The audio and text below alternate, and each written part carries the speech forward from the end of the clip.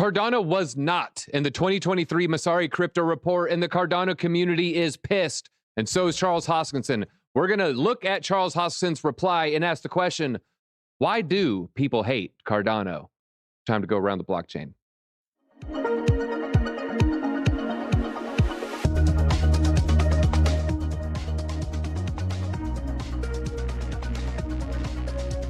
All right, we got the chat saying, I love this panel. I love this panel as well. And hit that like button because, guys, we do have a good one. We have Matt moved up to the green square. He's not in same background as yesterday. Matt, how are you doing today?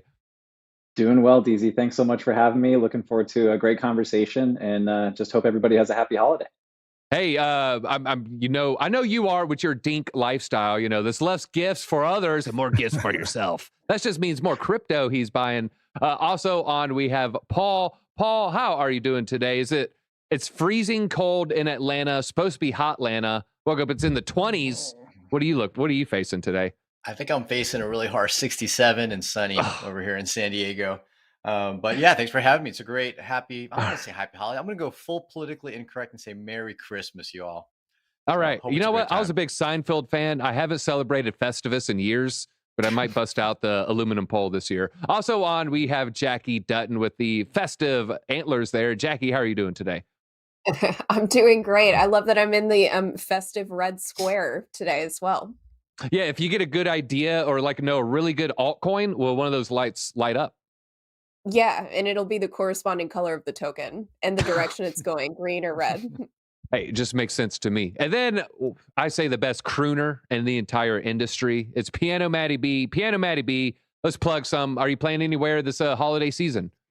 Well, every Friday, Saturday, we got the biggest and best YouTube live stream dueling pianos in the world. It's the biggest and the best. You can't go wrong. It's a lot of crypto talk in the chats, and then I play your requests while you're going about your crypto chatting.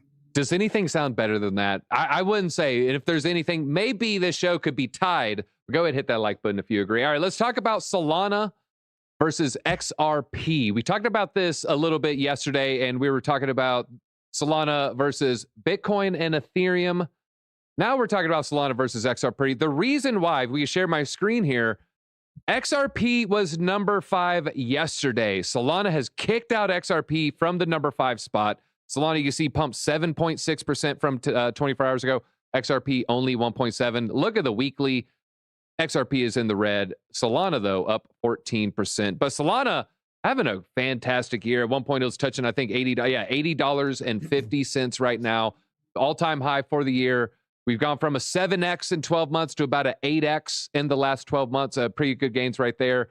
$260, though, was the peak. So we're still less than a third from the previous all-time high. Now, Matt, I'm going to ask you here. I have a feeling, you're probably, going to lean one way here, but XRP versus Solana for 2024, what do you have in your prediction? I still think that whether people like it or not, Solana is going to outperform a lot of tokens in this next year and potentially the next bull run.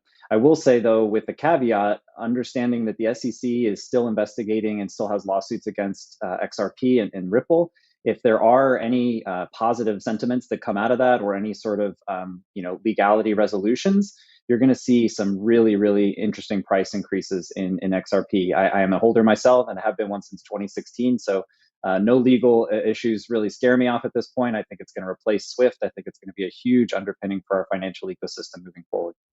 All right. Well, some pretty bold statements there. You said interesting price action. Nothing more interesting happened than when we got the little bit of favorable news on that SEC ruling. If I could share this. This was essentially a doubling in price pretty much instantaneously. It went from 46 cents to right under 90 or right above 90 there. Now, Paul, Matt's making a pretty strong bull case for XRP. What are your thoughts? Now, XRP has, a potential IPO. It's based out of California as well. Are you hearing anything in your circles? Is there excitement for XRP, or is it the exact opposite? I think the excitement kind of comes down to the fact that right now XRP is not one of the smart contract platforms. It's only one of 2 assets in the top 10 of CoinMarketCap that aren't smart contract, if you include Doge and it excludes stable coins like Tether. And that's what it's been lacking because it hasn't been able to drive the developer community. And maybe I'm coming in from a more of a developer mindset, but that's a hefty amount of the community that drives a lot of the adoption of Solana and Ethereum initially as well. So XRP does have a smart contract EVM either coming or actually maybe recently launched. I haven't kept a very, very close eye on that, but I know that that is in heavy development because they know that that is a major piece that is causing XRP, or what I would still call at this point Ripple, to fall behind. So I think that is one of the kind of the last things that they will really hold on to be able to kind of keep that top 10 slot. And if they can convince developers to actually be building on it, that could keep them kind of up in pace with Solana.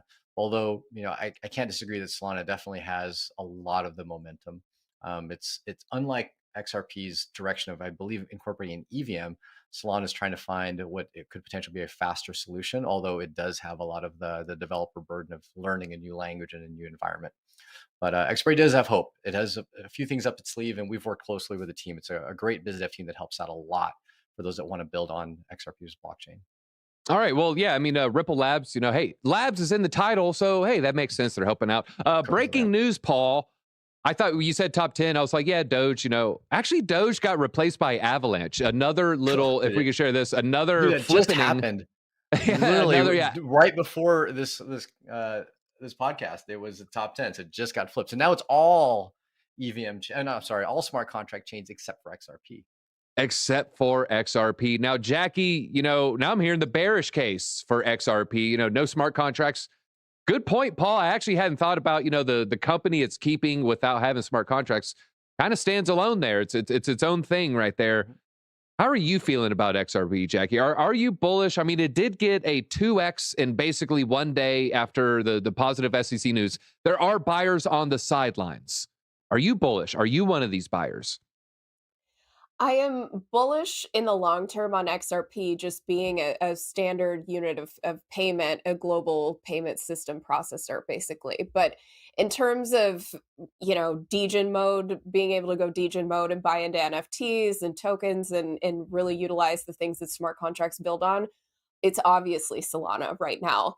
I think there's kind of a Venn diagram of crypto, and they very rarely cross paths, but you have like the institutional kind of conservative investors, and then you have the full-blown degens that'll, you know, they'll mint NFTs and they'll gamble on shitcoins and they'll take airdrops.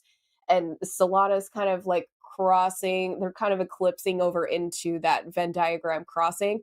But XRP is still pretty firmly in this just kind of an asset class right now, kind of more in Bitcoin's, you know, category. And then you have the XRP community to deal with at the end of the day. I mean, they're very QAnon. You know what? No comment on the XRP community. I do recall, maybe chat, maybe you remember this, maybe some of the people on the panel right now remember this. I remember the first time someone told me they thought XRP going to $589 and the rationale behind it. It was an enlightening conversation. I'll definitely will say that. Now, Piano Matty B, you know, you're out here, you're trading, you got the great levels. I always love, you know, just always love your content. I'm looking at something here. We share my chart real quick. XRP over the past 1 year, this is 1 year, went from about, you know, at a low there, right there around January 4th, 34 cents. It's not even a 2x, not even a 2x. Solana, however, $80 right here, $9. Now we're seeing a little bit higher there. We're getting approaching 9x's there, right at 81 bucks. What does that concern you at all? One's done an 8x, one hasn't done a 2x. You know, can XRP outperform? Second follow up: what is better to trade? What's more volatile, and what do you like trading better?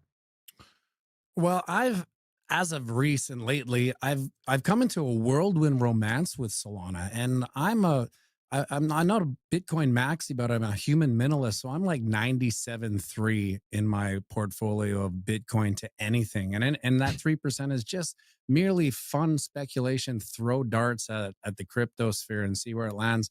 But in my simulation, I play squash with this young squash pro at my squash club behind the maple curtain here in Canada.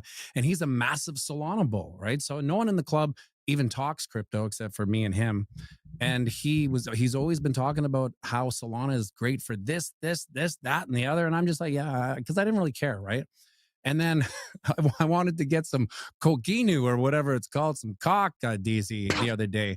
So I had to get onto Avalanche, and then I basically got lost in Avalanche's onboarding, and like I just threw in $200 to see if I could test it, and I can't move it. It's kind of stuck in the middle. And so when I told my pro in the simulation, he's like, "Listen, give me your phone." And he put me onto the Phantom wallet so fast. And then I was experiencing the use, and it sounds like I'm pushing Solana. I'm not. I just was so overwhelmed by the user interface and how easy it was to do absolutely everything, that in this new bull market with all the retail noobs that just don't know anything about anything, and they're probably scared to do anything because they have that, well, I don't want to lose any money, right? When they are welcomed in, the first door they see is that Solana interface. Man, I'm so bullish on Solana in this bull run. I can't even believe it. Actually, I had a similar experience. I've been transacting with Avalanche and Solana in the past 24 hours. Phantom is a lot easier to use. And Avalanche, I did the same thing. I moved some ETH over there, instantly converts to wrap ETH. I went to do a transaction. They're like, oh, we don't use ETH. We use Avalanche. I'm like, oh, now I got to send Avalanche and make sure it's on Avalanche CNET. And it's a whole thing. If I had one criticism for Phantom Wallet, sometimes you have to like refresh your page that you're on, because it won't show your Solana. It'll say you have 0 Solana, and you're like, well, I know I don't have 0, and there I have 0.1. I'll take that over getting $150 lost somewhere on the Avalanche chain. All right. Yeah, there's probably a lot of people had that same experience. We have Tom Crown in the chat. Tom Crown, always a big fan. The best Chirpal live streams out there. So if you want to check that out, if you like watching Chairman Powell go live, always recommend check out his live streams. All right, let's talk about Senator Warren. I got a couple interesting photos in this headline to share with you. Senator Warren calls out crypto industry's revolving door of Washington insiders. Here we have I think this poster was found in high schools across America. Wait, is this Soviet? No, this is her campaign ad. Sorry. I'm in this fight to put our government on the side of working families. Join our campaign today. She's building the anti-crypto army. And then we have this one, U.S. Senator launching anti-crypto re-election campaign. Looks like a Goosebumps cover right there, kind of. But once again, she's attacking crypto, saying many government officials are laying the groundwork while working in public service and then working against the government because they work for these pesky blockchain companies. I see you're stuck. All right, we got back here. It's the advocacy group Coin Center and the Blockchain Association. She's saying this has a small army. It's a small army of former defense, national security, and law enforcement officials. You better be scared because these crypto companies have a small army. Small army. Let's say it one more time, a small army of former defense officials. She also, this I didn't find alarming at all, requested information within about 3 weeks from now on the number of former military, civilian government officials or members of Congress employed in the industry. And she wants to know their compensation package. She wants to know how much money she is pocket watching, as the kids say. Coin Center CEO, he called this impertinent and a bullying publicity stunt by Elizabeth Warren. Paul, is that a fair assessment? Is this a bullying publicity stunt? Is she working for the banks? Is she trying to help her constituents? What is her agenda here? So it is a bit of a publicity stunt. Actually, funny thing is, I was trying to follow the money, and there doesn't appear to be, at least not publicly, a money trail from the existing banks over to Elizabeth Warren. Yeah, she has a huge Harvard endowment fund. It's a lot of schools give her a lot of money. State of California, University of California have given her a lot of money, but not specifically banks per se. And those are the ones that have the most to benefit. And one thing I'll say is that, Elizabeth Warren, welcome to the way government works. This revolving door is nothing new. Crypto isn't the first institution to quote unquote take advantage of this revolving door. And you're talking about Coin Center. This is a nonprofit that's only funded by donations from cryptocurrency companies. Let's look at big ag, big food, big pharma, where the revolving door goes from government officials working at the government to working for multi-hundreds of billion-dollar companies and having that level of influence. So it's just kind of right back at the existing system that's already utilizing this type of a model. Now, granted, I'm not a fan of that either. And I kind of had this discussion with someone else in crypto. I'd prefer that the people that lobby are actually neutral, right? All we should be doing is educating the the government officials that do create policy in a neutral way and not try to push them very, very specifically because we have a vested interest. And so coming from a neutral background has a lot more weight than entities that have financial interest in whatever they're trying to lobby for. So I'd prefer a neutral stance, but let's face it, this is the way the world works. This is the way the US works. So deal with it. Eliminate it across the board versus giving crypto specifically a hard time. One quote from Elizabeth Warren that I gotta mention. She had mentioned, hey, she'd asked a room full of bankers, should we apply the same level of anti-money laundering, anti-terrorism rule sets onto crypto as they do onto the banks?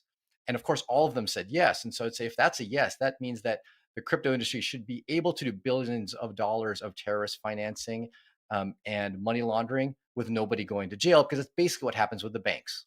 Yeah, we can fund certain Caribbean islands like Jamie Dimon did. Exactly. We won't say what Caribbean island, folks, but you know what I'm talking about. You talked about neutrality. Matt Walsh had a fantastic tweet. I want to read it here. Call me crazy, but I think it's a bad idea to have a senator on the banking committee giving the questions to the tests to the SEC chair ahead of a hearing, and then having the Bank Policy Institute write her anti-crypto bill. Matt, you're shaking your head. What are your thoughts of that tweet right there? I'm just not surprised at all at the conflict of interest, especially from a government perspective. This is not something new at all. I find it very disconcerting that somebody with $150,000 or $200,000 salary is worth multiple tens of millions of dollars. And as he mentioned previously, we don't exactly know how that happened. But I think the most important thing to realize here is that she didn't get her Solana bag. And that's really the hardest thing for her to stomach, is that she doesn't have the bags of the crypto that she wants. So she's trying to bring the price down so that she can get in early. All jokes aside, it's just a terrible environment from a regulatory perspective to have somebody with this kind of conflict of interest coming to the table, purporting to be, for the people, when in reality, there seems to be a lot of other shady shenanigans going on. Shady shenanigans. I would say that sums it up pretty well there. Now, Jackie, she's definitely has this, pretty large attack on crypto, but then she brings up revolving door of Washington insiders. Is it a good idea or a bad idea to employ government officials within crypto companies? Are you worried that, we'll just become like the banks, we'll become corrupt? Or is this a necessary evil so we can, shake the right hands? I do think that there would be a benefit to it, but then I fear that, it would be a similar game to like Big Pharma, how, they started employing ex-FDA people and taking on people that worked within government. And then all of a sudden it just became, the same greased palm, one after the other, shaking hands. I start to feel like then it would just be like a massive corporation. They would just start edging the ones out that are smaller in favor of the ones that employ and do what is that? Do a deal with the devil or whatever in order to just employ these types of people. I really hate that this is even her platform and her stance right now, because I think crypto is, unfortunately, this is kind of a crass term that I use, it's going to be one of those promise raped terms where they'll either attack it because they think it's favorable, or they will be for it because they think it'll be favorable. And we're going to see a lot more of this over the next year. They're going to use this the same way that they used canceling student loan debt, which didn't happen, the same way that they used legalizing marijuana federally, which doesn't happen. Crypto will be another one of those things. And it's a publicity stunt. She's just using this for tabloid fodder at this point.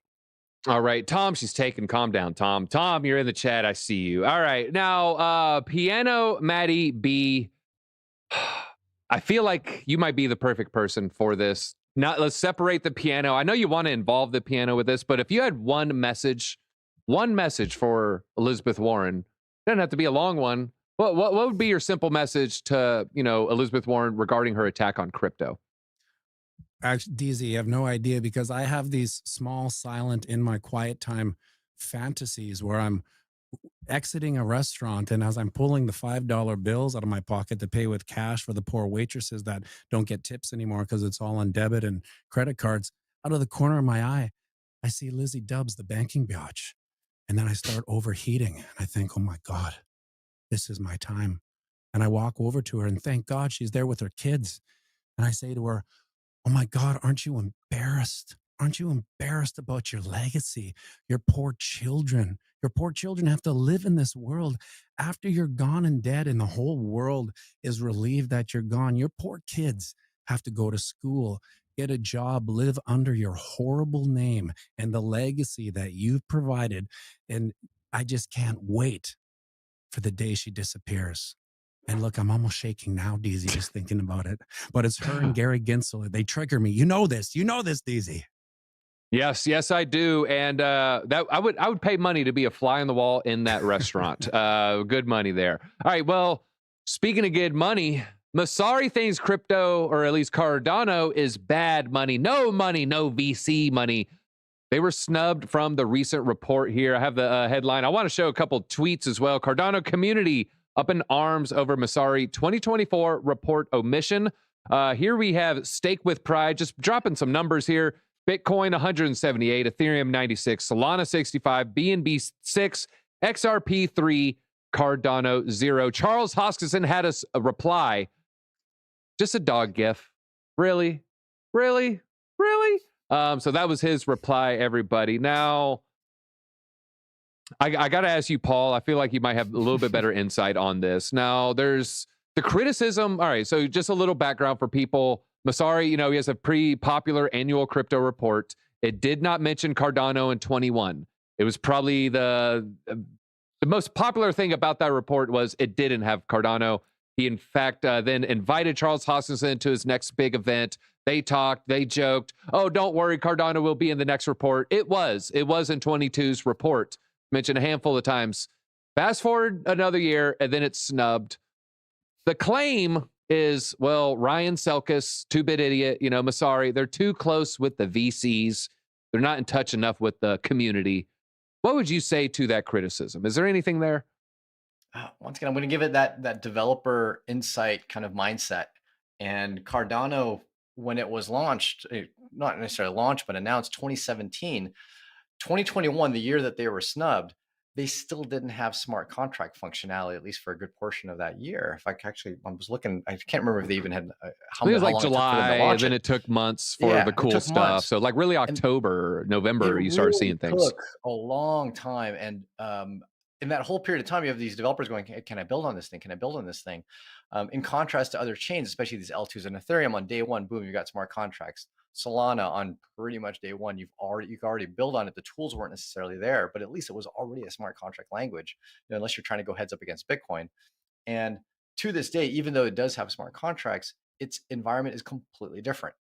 And so that difference, I think, is hindering a lot of that kind of mindset from the key developers that have existing projects in the ecosystem, whether it be EVM or Solana.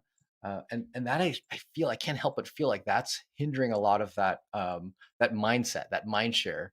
And what you have are the people that bought into Cardano really early on, did see its meteoric rise. It's still within the top 10, top 20 to a degree, but not really achieving that level of like TVL because there's not really the applications that are widely adopted and used. And it seems like just that upcoming promise.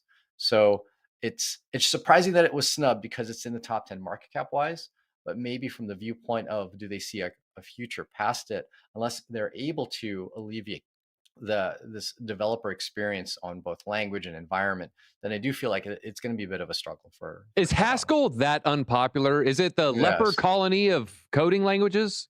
It's not necessarily a leper colony, but you're struggle to find someone. It's one of those like very ideological, hey, if you are able to write code in Haskell, it'll be perfect. If you're able to write code in it, is one of the theories behind that language, but it's just broadly not. Paul, have you ever gone to a Cardano conference? Have you ever gone to any Cardano conference? Not a specifically Cardano conference. I mean, that's definitely, a little bit of bias there, but, they're all like in agreement. Like, yes, it is better. Then, you find yourself in that circle of people, you start nodding. You're like, I guess it is. And that was the biggest pitch of Cardano was Haskell.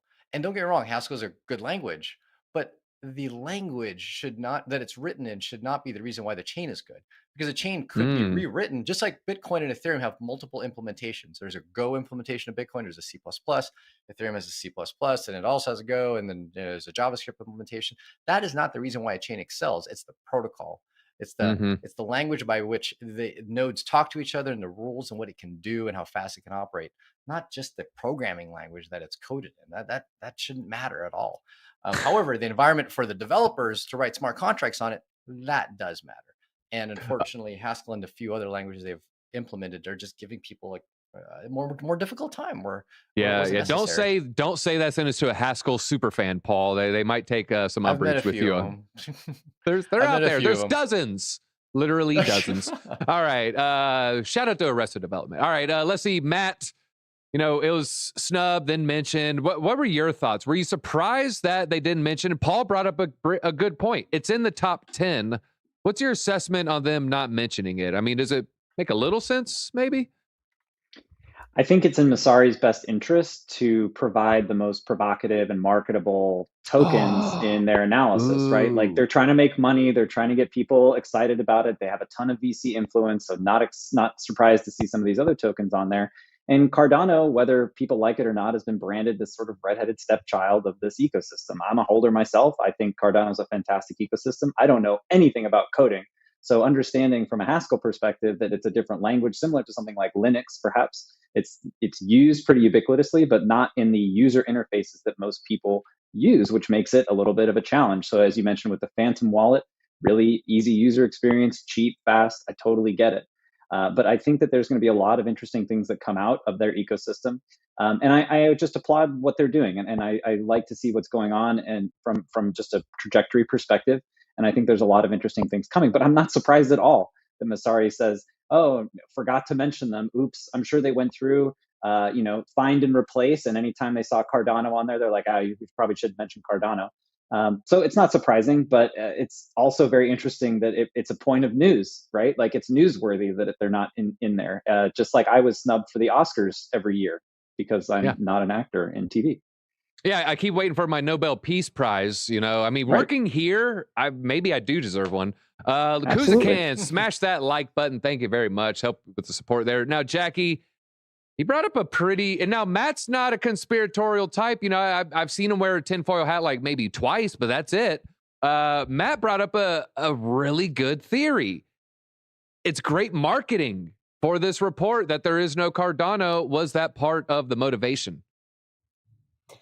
That it was an actual marketing tactic to not even be mentioned. I mean, that's like Safeman believing their CEO getting arrested is a good marketing point. Like that's not good marketing. I think it's fair though that they're not on the list. I mean, look at the partnerships that Solana has done, the moves that even Polygon or Matic have made together, and then building out in terms of like brand deals and things like that. When you look back at the last 3 years, aside from, I don't know, still maintaining this cult following that I think stems from probably the cult obsession of their coding language, what else has ADA actually done? I just don't think that you could look at that compared to something like Solana right now and be like, oh yeah, you two deserve to be on the exact same list, neck and neck. And even Polygon. This is going to be a joke. Hey, Cardano has stable coins. It's called Zed. I'm going to look it up right now. You share my screen. What's Zed's price? Oh, I'm just kidding. Zed's an algorithmic stable coin. It'll be like $1.08, $1.02. Sometimes it's lower. I think it's normally higher though. That being said, I like the Cody team. Anyways, all right, last question here. Matty, I'm getting freaked out, man. You know, Cardano's not on there. Jackie's throwing out some FUD. I mean, I feel like I should just sell all my ADA. Matt, is Cardano going to die? Well, here's the good news, DZ. Once everything that Chucky Ho-Ho has been preaching and his community blindly follows and represents, once that potential is reached, then everything will be fine and everything that they've been talking about will come to fruition and the price will go up and everyone will silence it. Everyone will get quiet. But until then, I mean, we live in a what have you done for me lately environment, right? So if it's just sitting there taking heat, taking shots to the chin, I mean, it's going to take shots to the chin till it starts moving up. And until it starts moving up, I don't know. I forget about it. I mean, this is the first time I've really heard about Cardano. I don't know, in months, really, because I don't really care. It's not doing anything. What is it doing? Like, tell me what it's doing. It went from 40 cents to 60 cents pretty quickly, shockingly fast for a top 10 coin. It's not something you're interested in trading? No, not enough volatility. Not enough volatility. That's fair. It certainly has acted as a stable coin for extended periods of time. It's up there with not as bad as Monero, but definitely likes to trade within channels for long times there. CCC, the most talented Canadian. I would agree with that. People asking about the wallets. I had a Nami tutorial pinned on my X account for, I think, a year. So if you just type in DZ Nami, you find like a minute, 20-second tutorial how to do a wallet on there. But folks, what do you think about Cardano? Should Cardano have been on that report? Would you mention it? Let's share these numbers one more time. 178 times, 96 times, 65, or does it deserve a 6, 3, or 0? Let us know in the comments below. I'll be chuckling at some of your responses and sending them Chucky's way potentially here. But let's see here. Who do we got to throw it to? Matty, I think I got to throw it your way here, man. You had a really good message for Elizabeth Warren. What's your message if you had one for Charles Hoskinson? You might be feeling kind of blue right now. Oh, this Matt. Oh, you know what? Yeah. Here's the thing sorry, about Chucky. Matt. Yeah, Matthew. I call him Matthew now. We had a whole thing. I think it falls into this category. Nobody likes a constant winner, and nobody likes a constant loser, right? So pull up your boots, get to work, and show us what you've done. And then, hey, we'll all be fans, right? If it's great, I'll like it. If it's great, you'll like it. If it's great, the community will like it even more. It's that simple, DC, really, when you're gonna... something midnight's on the way. Shelly out of Ores Pores. All right, well, folks, that's all we got. Make sure you check out everyone's content. They're always putting out really smart, intelligent, different takes. I think you saw a good example of that today. All 4 guests were phenomenal. So I want to just give everyone a nice little round of applause. Thank you for joining today. Yeah, go follow their accounts, follow their YouTubes, follow their X, leave a comment, give them some engagement. And folks, we don't see you next week. Have a wonderful holidays.